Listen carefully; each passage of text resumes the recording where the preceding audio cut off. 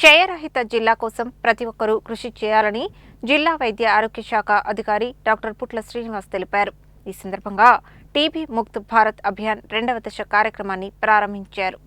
మంగళవారం ప్రపంచ క్షయ దినోత్సవాన్ని పురస్కరించుకుని జిల్లా కలెక్టర్ ఆదేశాల మేరకు చందంపేట ప్రాథమిక ఆరోగ్య కేంద్రంలో జిల్లా క్షయ నివారణ అధికారి డాక్టర్ కళ్యాణ్ చక్రవర్తి అధ్యక్షతన జరిగిన సమావేశంలో ముఖ్య అతిథిగా హాజరైన డిఎంహెచ్ఓ డాక్టర్ పుట్ల శ్రీనివాస్ మాట్లాడుతూ క్షయరహిత జిల్లా కోసం ప్రజలందరూ భాగస్వాములై ప్రతి ఒక్కరూ కృషి చేయాలని ఆయన కోరారు.